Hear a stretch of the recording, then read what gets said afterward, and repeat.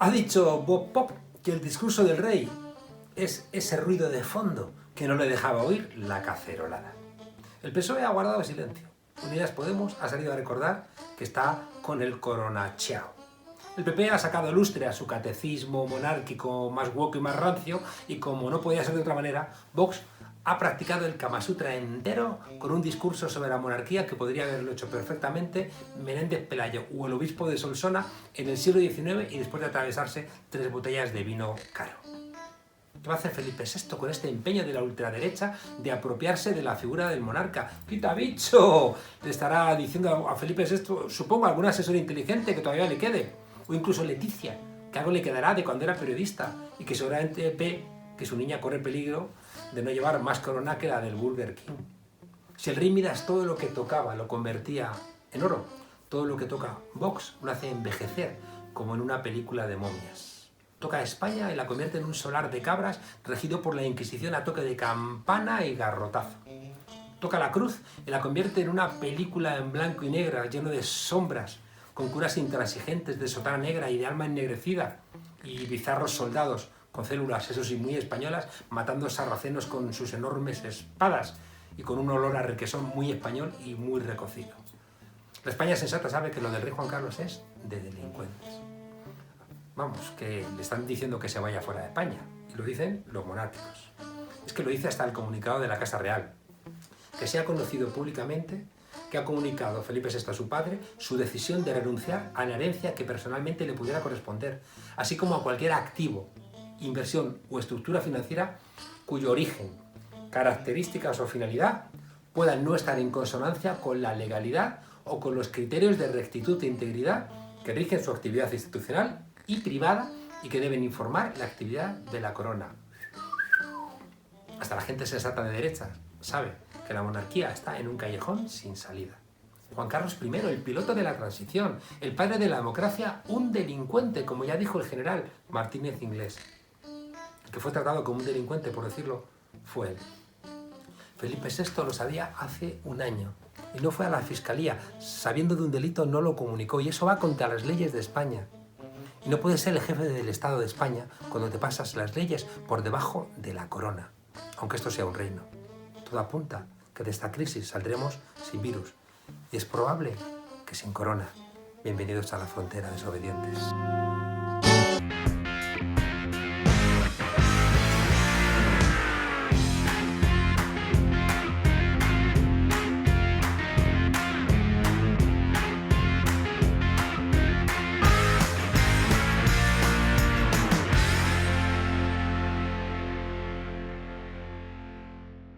Saludos desde esta frontera confinados. Hoy tenemos al catedrático de Derecho Constitucional, Javier Pérez Royo, una de las personas que mejor conoce nuestra Constitución, toda la Constitución, no solamente un trozo, como le ocurre a esos que se llaman hoy constitucionalistas. Ha sido rector de la universidad, ha sido responsable de la elaboración de muchas leyes y es una de las personas que mejor conoce el papel de la monarquía en nuestro país.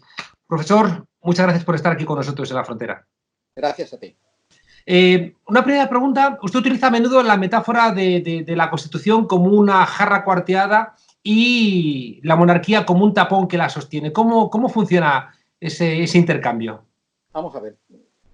La Constitución española es una constitución mediante la que se produce una restauración de la monarquía que se presenta como transición a la democracia. Es decir, en España hemos tenido una restauración de la monarquía, una segunda restauración. La primera se produjo en 1876, después de la gloriosa y de la Primera República. La segunda se ha producido en 1947. En 1947, con la ley de sucesión a la jefatura del Estado, cuando se define a España como reino por el general Franco. En un momento de problemas, ¿no? Claro, forma de librarse de la presión tras la Segunda Guerra Mundial, tras la caída del régimen de Hitler y de Mussolini, etc. Entonces, ahí es cuando se produce la restauración de la monarquía. De la monarquía como forma de sacarse la presión que tenía el régimen del general Franco. En 1956, ante la crisis de 1956, se vuelve a redefinir España como monarquía en la Ley de Principios del Movimiento Nacional, y en 1967, preparando ya la sustitución de Franco, en la Ley Orgánica del Estado, se habla ya del príncipe heredero. Se habla de la posibilidad de que el príncipe heredero sustituya a Franco en caso de enfermedad, ¿no? Entonces ahí hay una restauración. Y esa restauración es la que dirige, tras la muerte de Franco, el proceso que acabará en la Constitución del 78. Por lo tanto, hay una restauración de la monarquía y una monarquía que tiene un problema de legitimidad inmenso, porque no tiene más legitimidad que la que le da Franco, es decir, el resultado de una rebelión militar frente al régimen democráticamente constituido de la Segunda República, y que necesita una legitimidad de alguna manera para continuar. Y entonces ahí viene la transición a la democracia. Pero la transición a la democracia, entonces, se presenta, ¿cómo se resuelve la crisis de legitimidad? Pues disfrazando la restauración de transición a la democracia. Nosotros no estamos restaurando la monarquía, estamos transitando la democracia, y es el monarca el que trae la democracia. Es el monarca el que trae la democracia. Te decía, Javier, si me permites que te interrumpa, los defensores de este proceso, los defensores de que el rey es el piloto del cambio, dicen que en la ley para la reforma política ya se incorporaba al rey ahí y que los españoles lo votaron, y que también al votarse la Constitución pues estaba legitimando a la monarquía. Bueno, ese es un argumento falaz, ¿no? Eso es la restauración se ha producido.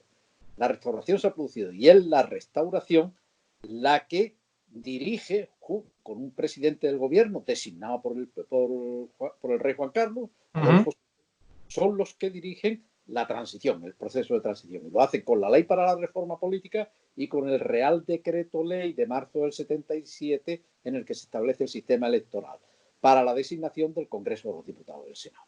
Es decir, que los dos elementos centrales más importantes del sistema de poder de la Constitución del 78, la jefatura del Estado monárquica y las Cortes Generales con su sistema electoral, están definidas preconstitucionalmente.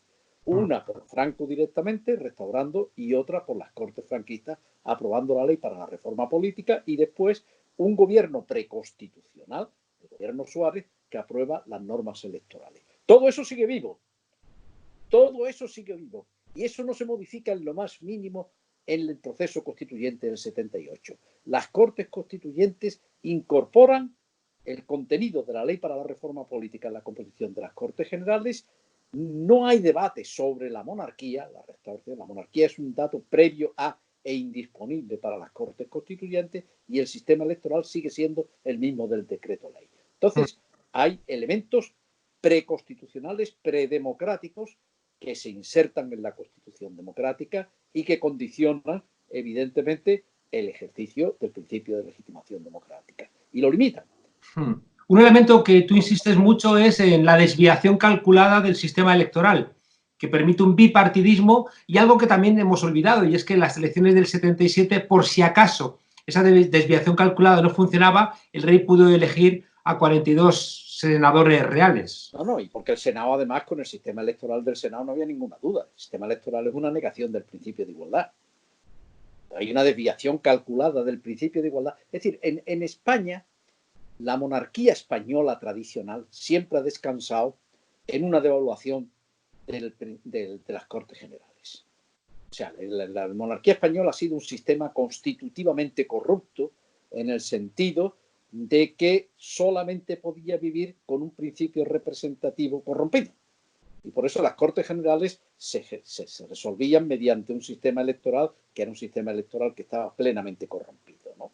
Entonces, como lo dijo Cánovas, lo reconoció expresamente cuando se hace la ley para el sufragio universal en 1890, en el Pleno del Congreso de los Diputados. Cánovas dice: a mí no me da miedo el sufragio universal, yo sé cómo se maneja esto.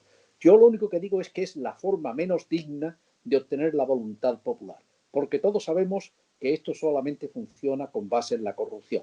Y cuanto más general sea el sufragio, cuanto más universal sea el sufragio, más universal tiene que ser la corrupción. Entonces, eso fue así hasta 1931.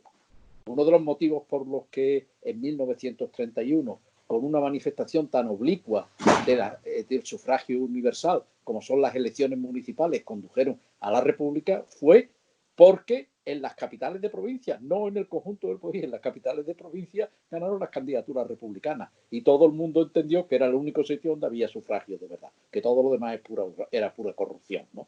Entonces, esto que había existido a lo largo de toda la historia de España se introduce en la Constitución del 78 de una manera civilina. No se puede introducir la corrupción tal como existía antes, pero hay que introducir un poquito de corrupción para garantizar que la restauración de la monarquía no se va a poner nunca en cuestión. Y eso es lo que se hace con la desviación calculada del principio de igualdad en el Congreso de los Diputados y con la negación del principio de igualdad en el Senado. Y ahí las tenemos, y claro, ese principio de legitimación democrática devaluado y condicionado y subordinado al principio monárquico es lo que hace imposible la reforma de la Constitución y que este sistema no tenga capacidad de renovación ninguna. Ahora te pregunto sobre eso. Quizá hay una trampa más añadida y es que las primeras elecciones generales son del 77, la Constitución es del 78 y hasta el 79 no hay elecciones municipales en nuestro país. Sí, bueno, eso es en España se le tenía miedo desde el 31, se tenía mucho miedo a las elecciones municipales, ¿no? Claro. Tenía mucho miedo a las elecciones municipales porque realmente se sabía lo que había pasado en aquella ocasión, ¿no? Entonces, primero vamos a asegurar el Estado, vamos a asegurar el control de las Cortes Generales y después ponemos en marcha las elecciones municipales, ¿no? Porque, entre otras cosas, ya además se partía de 77, 79, de un bipartidismo que ya empezaba a tener ciertas hechuras, que empezaba a tener cierta consistencia y que evidentemente eso se proyectaría después en las elecciones municipales, donde el sistema bipartidista funciona exactamente igual, ¿no? Tú siempre planteas que la Constitución es irreformable y dejas entrever en tus trabajos, en tus libros o en tus entrevistas que lo que tiene que hacer la monarquía de alguna manera es implosionar, ¿no? Porque constitucionalmente es prácticamente imposible por cómo se desarrolla la reforma constitucional o por el papel que desempeña el rey en nuestro sistema constitucional. Sí, yo creo que mientras tengamos monarquía, aquí no hay reforma de la Constitución y por tanto no hay renovación. No hay renovación de lo que es el sistema constitucional, el sistema político, ¿no? Entonces, el problema es que si salta la monarquía ya no hay renovación, ya tenemos que ir a un proceso constituyente nuevo, ¿no? Pero La monarquía es el fusible. ya, pero La irreformabilidad tiene que ver con los 2/3 que pide el artículo 168 o dónde reposa. No, la irreformabilidad es política, no es jurídica. O sea, en Alemania se exige 2/3 para la reforma de la Constitución y se ha reformado la Constitución en 62 ocasiones. La reforma de la Constitución es un problema político. Es un problema político. En España no se ha hecho nunca. En España no se ha reformado nunca la Constitución. Y no se ha reformado nunca la Constitución porque nunca hemos sido capaces de ponernos de acuerdo, nada más que cuando no tenemos más remedio que ponernos de acuerdo. Cuando no tenemos más remedio que ponernos de acuerdo, nos ponemos de acuerdo y hacemos una Constitución, pero una vez que la hemos hecho, ya somos incapaces de renovar la Constitución, de ponernos de acuerdo para renovarla. Eso ha pasado así, ¿por qué? Por la monarquía. Vamos a ver, en todos los países, en España, en Europa hay dos tradiciones en lo que a la reforma de la Constitución se refiere. Una es la tradición monárquica de las monarquías parlamentarias del norte de Europa, que fueron monarquías parlamentarias en el momento del tránsito del antiguo régimen al Estado constitucional, es decir, en la primera mitad del siglo XIX, y en esas monarquías se ha ido reformando la Constitución periódicamente sin ningún tipo de problemas. Y por eso no ha habido nunca vacíos constitucionales, sino ni rupturas constitucionales, ¿no? Entonces, en los países en los que la monarquía continuó siendo una forma política en la que el rey jugaba un papel importante, no se hicieron reformas de la Constitución cuando eran monarquías. Y cuando llega el sufragio universal y saltan por los aires las monarquías y esos estados se convierten en república, entonces es cuando se empiezan a hacer reformas de la Constitución. Es decir, la reforma de la Constitución es una tradición republicana en Europa, excepto en los países del norte europeo de la monarquía parlamentaria. ¿Qué es lo que ocurre en España? Que en España pues no hemos sido ni monarquía parlamentaria y hemos echado a la monarquía en 2 ocasiones, pero la hemos restaurado en 2 ocasiones. Regresado. Y entonces las monarquías no se reforman. Las monarquías, el principio no es un problema de monarquía, es un principio monárquico. O sea, la monarquía es compatible con el Estado constitucional. Las monarquías del norte de Europa están ahí. porque ninguna de ellas es portador de un principio de legitimidad propio que pueda competir con el principio de legitimidad democrática o que pueda condicionar. El problema de España es que existe un principio monárquico que condiciona al principio de legitimidad democrática y le impide renovarse. Ese es el problema. En España no tenemos una monarquía parlamentaria como las demás monarquías parlamentarias. No, supongo que por eso... un discurso como el del 3 de octubre es inimaginable en ninguna monarquía parlamentaria. Una monarquía parlamentaria. Por eso el rey Juan Carlos aparecía en Wikileaks. Claro. Como un elemento de presión, Sí, como una persona que tenía. Y entonces, bueno, lo que hemos Urdangarín iba a pedir dinero en nombre del rey y se lo daban los representantes democráticos de los españoles. En fin, las barbaridades que estamos viendo ya. Ahora vamos a entrar a eso, pero antes quería plantearte dos cuestiones previas. La burguesía española en algún momento podía haber dejado caer al rey Juan Carlos porque se convertía en una lacra. Sin embargo, no terminaba de hacerlo. ¿Por qué crees que hay esa vinculación entre la burguesía española, que también está inserta en el capitalismo internacional de una manera tan débil, y la monarquía? Bueno, la monarquía forma parte, es un elemento clave del sistema de poder que se configura después de, bueno, viene del régimen de Franco, de la reacción frente a lo que fue la Segunda República, que es la única vez que se ha ejercido el poder constituyente de una manera clara por el pueblo español. Ustedes quieren, ahora se van a enterar ustedes. Y la reacción fue una reacción brutal. Y eso se prolonga durante 40 años y esos 40 años organizan lo que es la transición a la democracia con una restauración monárquica que es el elemento de garantía para el sistema de poder que se había ido configurando durante el régimen de Franco. Y ese está ahí. ¿Y tú crees que si cae la monarquía, cae ese régimen cortesano del capitalismo de amiguetes que decimos coloquialmente? Hay un riesgo muy grande. Desde luego no, sería un cambio que no sabemos, porque ya cuando se produzca ya veremos a ver qué es lo que se produce. Pero está claro que en España va a haber una defensa de la monarquía brutal, ¿eh? Va a haber una defensa de la monarquía brutal.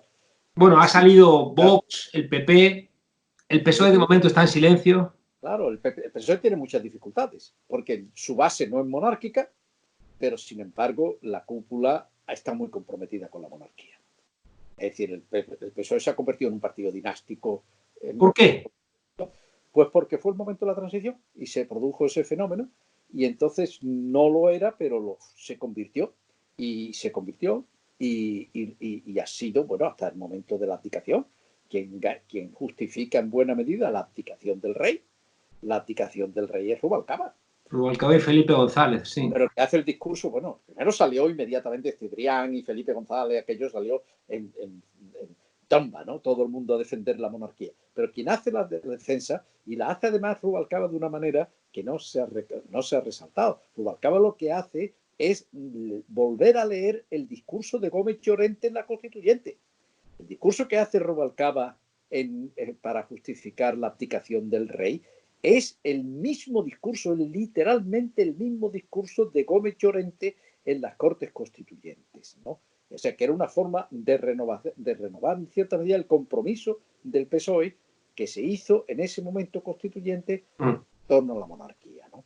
Y está ahí, está. Entonces, ahí hay un cierre de fila que en el PSOE yo creo que va a tener muchos problemas para mantenerlo, ¿eh? Yo creo que el PSOE va a tener muchos problemas para mantenerlo en esta crisis que inevitablemente se va a tener que abrir, porque una sociedad no puede, una vez que sabe lo que sabe, negarse a investigar eso.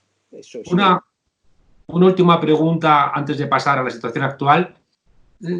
Profesor, hay mucha gente que para defender a las monarquías parlamentarias dicen que cosas muy avanzadas que chocan contra la Iglesia Católica, como es la eutanasia, precisamente se están logrando en lugares donde hay monarquías parlamentarias. E incluyen ahí, dentro de eso, a España y la discusión sobre la eutanasia. Vamos a ver. Las monarquías parlamentarias han sido, o los regímenes democráticos mejores o de los mejores que han existido nunca en el mundo son monarquías parlamentarias, ¿no? Eso no quiere decir. Lo que pasa es que España no es una monarquía parlamentaria. Tiene muchos elementos de monarquía parlamentaria, pero no es una monarquía parlamentaria. Porque el rey juega un papel, tiene un principio de legitimidad propio y que él considera que tiene tienen la posibilidad de intervenir discrecionalmente en el sistema político español cuando lo estima oportuno, ¿no? Y en España se cuenta, la figura del rey cuenta como un elemento del sistema de poder, y eso lo marca todo, eso lo marca todo. Entonces, claro que la sociedad española ha evolucionado y sigue evolucionando. Y en algunos terrenos, eso ya pasó, pero evolucionó incluso bajo el régimen de Franco. La secularización que se produce en la sociedad española se produce bajo el régimen de Franco. Y por eso cuando se hacen las primeras elecciones del 77, la sociedad vota como vota. Y la gente se lleva la sorpresa que se lleva.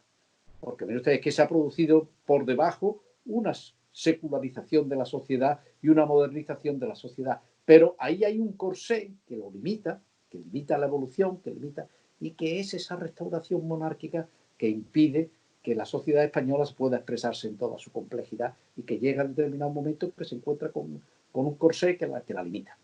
En otros lugares, claro, la legitimidad democrática, incluso en monarquías parlamentarias, la legitimidad democrática es superior a la legitimidad monárquica porque... Es que no existe nada más que la legitimidad democrática, que no admite la existencia de competidores. Claro. El problema de la legitimidad democrática es que es una legitimidad que no admite la existencia de competidores. Punto. O sea, no existe nadie por encima, como ocurre con las monarquías.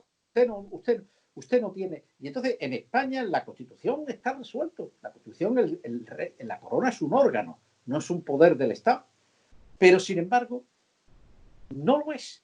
Y eso se nota, por ejemplo, ambigüedades. Hay ambigüedades en la Constitución que lo notan. Y en la fórmula en la que existe, en la que se reconoce el principio de legitimación democrática en Europa es la soberanía reside en el pueblo del que emanan todos los poderes del Estado. En España se dice los poderes del Estado. Se quita el todos. Realmente, si uno coge la Constitución, dice, mire usted, no hay ningún problema, porque la mención del pueblo español salta del artículo 1.2 al 66.1, que es el primero de las Cortes Generales, y en la que se dice que las Cortes Generales representan al pueblo español. Y por lo tanto, no hay ninguna mención al pueblo español ante el 66.1, y por lo tanto la corona no es poder del Estado porque no tiene ninguna conexión con el principio de legitimidad democrática. Eso así parece, y dice, bueno, está claro. Pero entonces, ¿por qué no se pone el todos? ¿Por qué se deja esa ambigüedad? Se deja esa ambigüedad porque está el rey. Ya. Yeah. Y porque el rey, y por lo tanto, de facto, el rey juega. Y entonces el rey no... Ordinariamente el sistema español funciona como un sistema de monarquía parlamentaria, ordinariamente. Pero extraordinariamente no. Entonces, por ejemplo, el caso más grave que tuvimos, caso del 1 de octubre del 17 en Cataluña, y el 3 sale el rey. Y sale el rey diciendo lo que dijo. Eso es una monstruosidad. Eso es inimaginable. Y en los momentos excepcionales son los momentos decisivos, son los que... ¿Por qué es inimaginable que la jefatura del Estado en un momento de tensión muy fuerte territorial salga, ¿no?, a opinar de alguna manera representando supuestamente al conjunto de los españoles? Porque en un momento, precisamente en los momentos de tensión es cuando se tienen que resolver los problemas por los órganos que tienen legitimación democrática directa. Un órgano que no tiene legitimación democrática no puede intervenir. No puede intervenir. Yo menos apoyando una de las partes. De ninguna de las maneras. Es que usted no puede intervenir. Otra cosa es que si se produce una catástrofe de cualquier de usted aparezca como diciendo, bueno, hay que ponernos, tenemos todos juntos y dar ánimo a la población, etcétera. Pero en un momento en el que hay una crisis política y constitucional de esa naturaleza y donde hay posiciones tan diversas, tú no puedes salir y además salir tomando partido, riñendo, haciendo la forma en que lo hizo, ¿no? Eso es inimaginable en una monarquía parlamentaria. Yeah.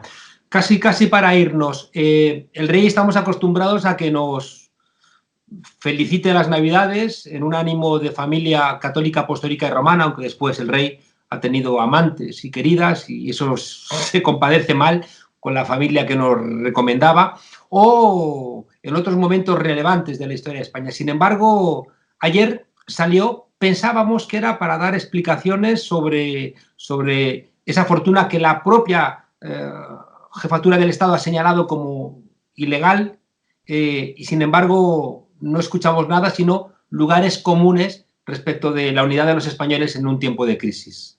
Bueno, yo es que nunca pensé que iba a dar explicaciones, ¿eh? O sea, yo creo que el rey ha hecho el comunicado y dice, con este comunicado ya he solucionado el problema. Bueno, pues está claro que no, está claro que no. Pero él salió ayer y se le vio el lenguaje corporal. Para mí, más que lo que dijo, fue el lenguaje corporal. Era el de una persona que se sentía avergonzada y que se sentía sin legitimidad para dirigir a la española. Es decir, entonces, claro, eso es lo terrible. Eso es lo terrible, que tú te encuentras con un jefe del Estado que en un momento como este, en primer lugar, que saca el comunicado cuando lo saca. Tú no puedes sacar el comunicado el mismo día que se hace el estado de alarma. Y con un país que está angustiado y encima le metes tú el problema. Eso no se puede hacer en ese momento. Cuando usted tiene ese problema desde hace año y pico. La elección del momento ese día por la noche, ya es un error además, porque si cree que iba a distraer a la gente del problema suyo, pues al contrario, lo resaltaba todavía más, ¿no? Y además provoca la reacción y el rechazo que ha provocado. Y además que si pretende cerrar con ese comunicado, no lo va a conseguir. No lo va a conseguir. Esto se tardará un poco más o se tardará un poco menos, pero esto no puede. No puede. Una sociedad no puede respetarse a sí misma, mirando para otro lado una vez que se sabe. Llama un poco la atención que Vox quiera apropiarse, no igual que de la bandera o del catolicismo, que quiera apropiarse y haga una defensa férrea de la monarquía. No, pero es que a mí no me extraña, porque Vox representa lo que ha sido el pensamiento más tradicional y más reaccionario de toda la historia de España, que es un pensamiento que se traduce en que España es monárquica o no es. O sea, las constituciones españolas eran constituciones de la monarquía española, no de la nación española o del Estado español, sino de la monarquía española. España era monárquica o no es. Y eso es lo que es Vox. Eso es lo que representa Vox. La cosa más casposa, más reaccionaria, es el trono y el altar, es volver casi al mundo preconstitucional, ¿no? Al carlismo, a la década ominosa, a los momentos más horribles de la historia de España. Esto es lo que es Vox. Una última pregunta. ¿Qué salida democrática después de, ya digo, como usted ha planteado, como tú has planteado, hace más de un año, Felipe VI sabía que su padre estaba en negocios ilegales, no fue a la fiscalía a denunciarlo, sino que ha esperado y solamente ahora que ha estallado, implicando además en un oscuro entramado donde aparece el CNI, aparece Villarejo, aparece diarios sin ningún tipo de credibilidad, como que diario queriendo dirigir los ataques. En mitad de todo este jaleo, ¿cuál es la salida, ¿no?, que tiene que esperarse de una democracia? Yo creo que aquí las Cortes Generales, con todos los déficits que tienen las Cortes Generales, pero es el único órgano democráticamente constituido de manera directa, las Cortes Generales tienen que enfrentarse con este problema. Las Cortes Generales tienen que enfrentarse con este problema.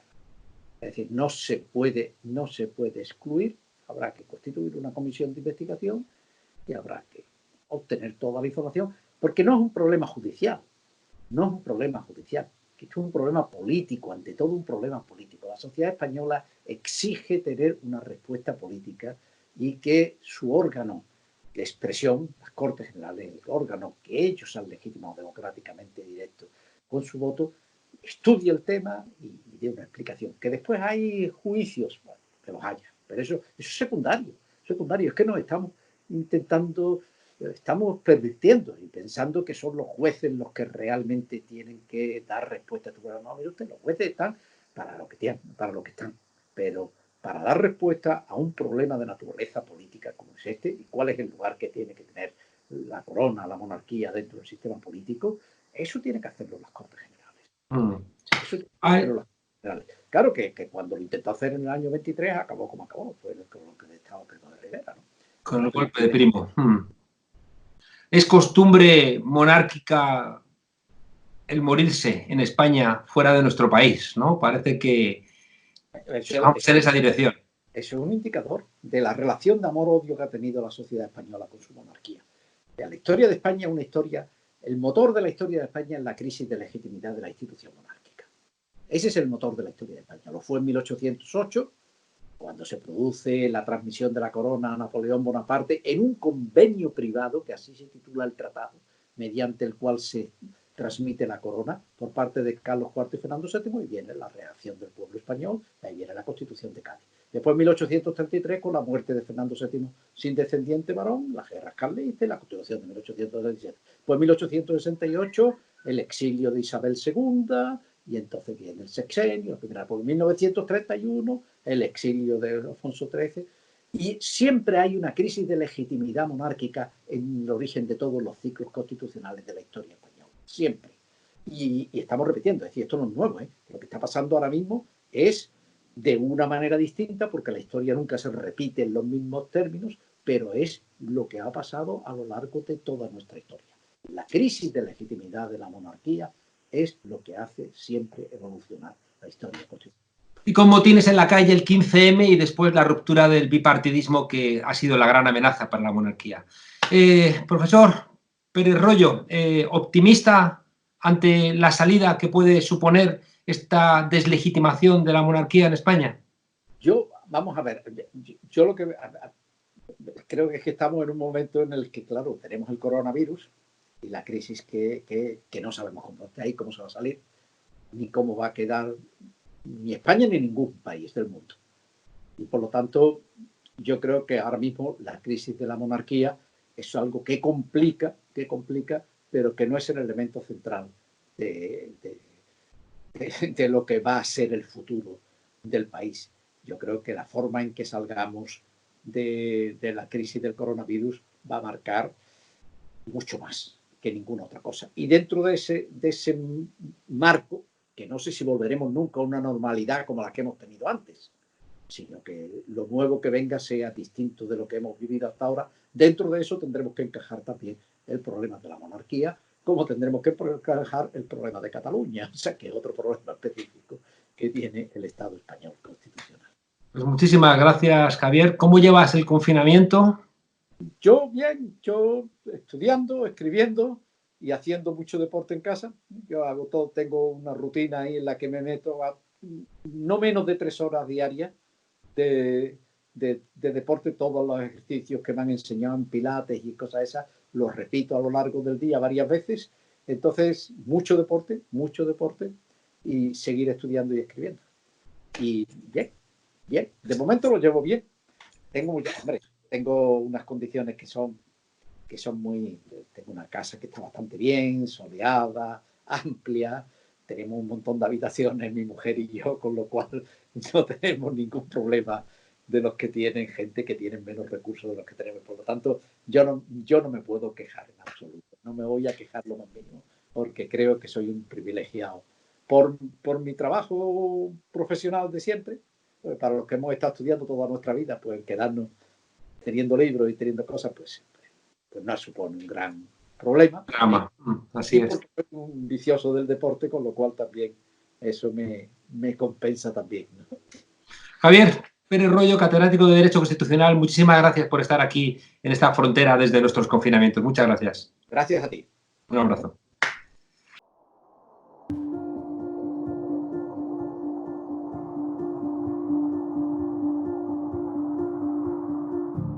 Pues vaya por delante. Que en una crisis sin precedentes como la del coronavirus, mantener un 100% de aciertos, pues es imposible. No somos infalibles, está fallando también la comunidad científica, si es que somos humanos. Nos pasa a cualquiera. Y por supuesto le pasa a Díaz Ayuso y a Martínez de Almeida. Hasta a Jesucristo le salieron raros unos cuantos apóstoles.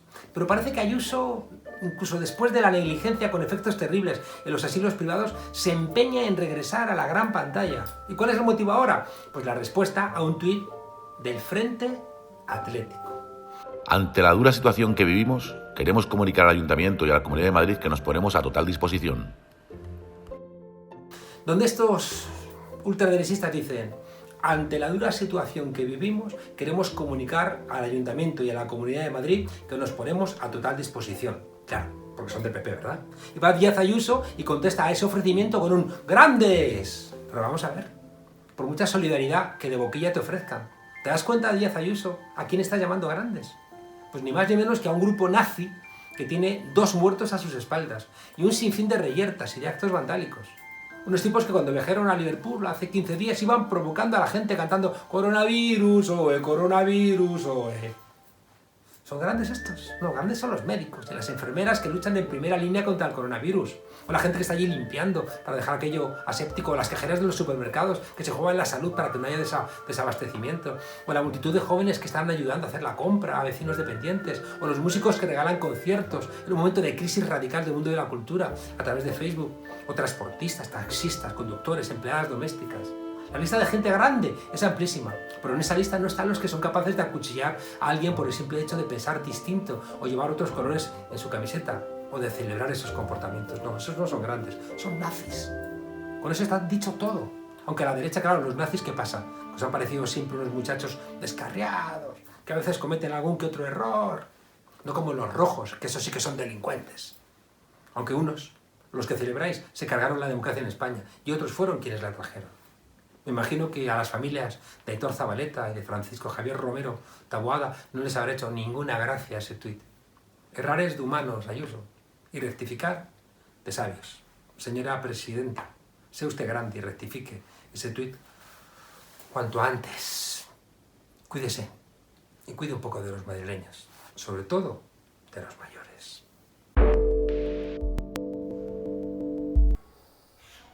Bienvenidas al Tornillo, el microespacio feminista en el balcón. Hoy vamos a hablar del coronavirus. Hay algunas cosas que tenemos que aprender del coronavirus. La primera es que no es un paréntesis, como ha dicho ese jefe de Estado que tenéis, que está ahí porque a su padre le puso el dictador franquista y que parece que, fíjate tú qué sorpresa, se ha enriquecido ilícitamente, como si hubiera una manera lícita de hacerlo. Bueno, pues nos dijo que era un paréntesis, pero qué va, esto es un punto de inflexión y está en nuestra mano aprender algunas lecciones. Estas son las que proponemos desde aquí. La primera, esto de que somos interdependientes. Si no te habías dado cuenta, te habrás dado cuenta estos días. Necesitas de tus amigas, de tus vecinas, de tu gente, de las personas que te vienen a traer la compra hasta la puerta, como a mí, porque no puedo salir a la calle porque estoy en cuarentena, como la mayoría de la gente, de las personas que tienen que arriesgar su salud para que pueda seguir teniendo servicios básicos, de las personas que tienen que arriesgar su salud porque vivimos en un sistema capitalista que pone el beneficio y el capital por delante de la salud y de la vida de las personas. Así que una de las primeras lecciones que tendríamos que sacar de esta crisis del coronavirus es que nos necesitamos, pero mucho, unas a otras. La otra es que tus privilegios son bastante más difíciles de ver que tus opresiones. Y en estos días todavía hay gente que no se ha dado cuenta que esto de estar en casa con tu wifi, con tus canales de pago, con tus libros, con tu espacio, con tu balcón para salir a tomar el aire, es un privilegio. Hay gente que la calle es su casa, hay gente que vive en el coche, hay gente que convive con un montón de personas en las que es difícil tener un espacio propio, hay gente que convive con su maltratador, hay gente que convive en situaciones de extrema vulnerabilidad que ni siquiera esto de la cuarentena lo pueden llevar como si no fuera un privilegio. Y hay algo muy importante, o aprendemos de aquí, que es lo colectivo lo que nos va a salvar, o si hacemos uno de sálvase quien puede individual, se van a salvar siempre los mismos, y no me refiero a la vecina de arriba. Así que aprendizajes para esta crisis del coronavirus. Difícilmente hay enriquecimientos lícitos, nos necesitamos las unas a las otras, solo lo colectivo nos va a salvar y parece que resulta muy fácil recortar nuestras libertades. Así que organización, república y salud pública. Hoy os dejamos con una frase de Pastora Filigrana. Si esto es un experimento de control biopolítico, que sepan que tiene fallas. La gente se está dando cuenta de que lo público es lo importante. Están llamando masivamente a los sindicatos para conocer sus derechos y se están aprendiendo el nombre de sus vecinos. Hasta la próxima vez que nos dejen salir. En estas horas difíciles,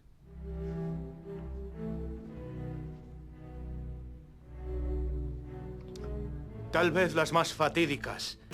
¿Qué demonios hace un rey del que dice la Constitución que es irresponsable? Es decir, que ningún acto suyo puede hacerse sin estar refrendado por algún ministro. Es decir, un rey que no tiene competencias.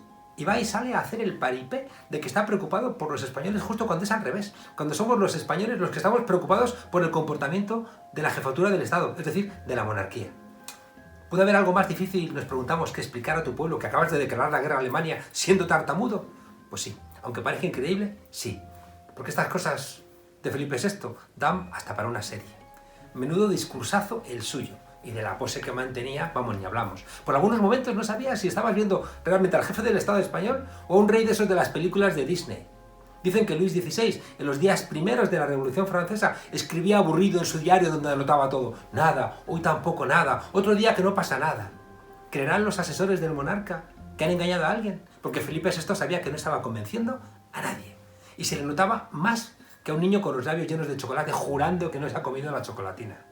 Todo el Estado, todas las instituciones públicas están volcadas en resolver esta crisis que constituye nuestra prioridad esencial. ¿La monarquía también? Es que ni un párrafo, ni una palabra del escándalo del rey Juan Carlos. Cuando la crisis de 2008, Juan Carlos I, circunstancias similares, dijo que estaba deshecho por el paro juvenil. Y luego nos enteramos, por azar, que se había ido a que se le pasara la pena a Botsuana, a matar elefantes. Si la institución monárquica estuviera volcada en resolver la crisis, ayer hubiera sido un buen momento para hacer una donación de unos cuantos millones a una sanidad pública que está al borde del colapso. Qué buen momento perdiste. ¿De verdad que le ha preocupado alguna vez a la monarquía nuestro bienestar?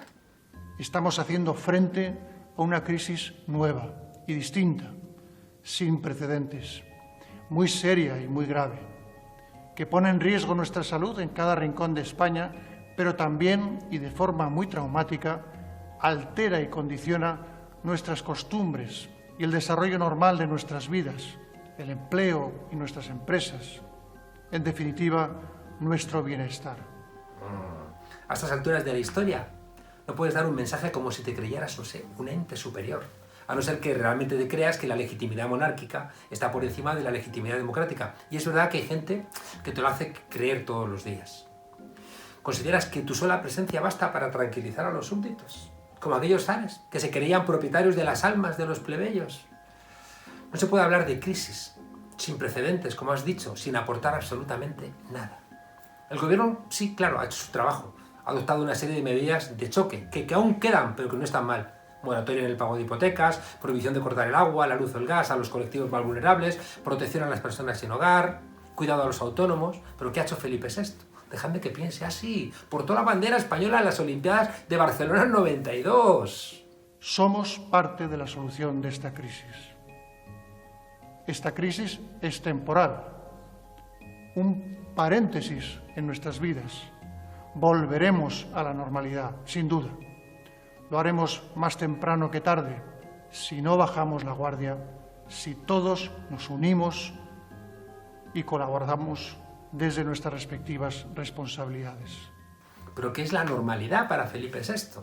¿Irse de vacaciones a una isla caribeña mientras cientos de miles de españoles se agolpan a las puertas de una oficina de empleo? ¿Seguir con sus regatas mientras miles de familias no pueden pagar ni siquiera los recibos de la luz? ¡Ay no, majestad! Desgraciadamente esta crisis, lo ha dicho Angela Merkel, es el mayor desafío para la humanidad desde la Segunda Guerra Mundial. Y no la vamos a superar solo con discursos precocinados que al tiempo pasan cuando las instituciones están golpeadas. El padre de Blancanieves, un estadista al lado de este señor. A ver si no va a estar tan preparado como dicen. Gracias a todos, ánimo y adelante. Se ve que la zarzuela, los discursos, los escriben al por mayor. Ay, qué tiempos aquellos de lo siento mucho, no volverá a pasar, me he equivocado. Ahora no, ahora copia, pega y adelante. Y ahí resulta que coincide con lo que ha escrito algún novelista cuando quiso hacer un discurso vacío de esos propios de nuestra monarquía. Vaya, vaya, qué imaginación. ¿Que hay un atentado? España es un gran país. Que los catalanes celebran un referéndum. España es un gran país. Y este gran país está ya, su majestad, harto de que le tomen el pelo. No es el momento de impulsar, es verdad, un referéndum sobre el modelo de Estado. Estamos luchando contra el coronavirus. Pero tampoco olvidar, porque olvidando, nos restaurasteis la monarquía otra vez en España. Porque a los Borbones les echamos de España por ladrones y luego por reyes. Algunos queremos un jefe del Estado que pueda salir a la pantalla sin tartamudear porque le han pillado con las manos en la masa, o que sirva para alentarnos en momentos complicados. Y no es extraño que Vox y la derecha apoyen a esta monarquía. Porque, como dice Pérez Royo, esa vasija rota en que se ha convertido nuestra democracia se mantiene solamente por la tapa, que es el rey. Hasta la semana que viene, desobedientes.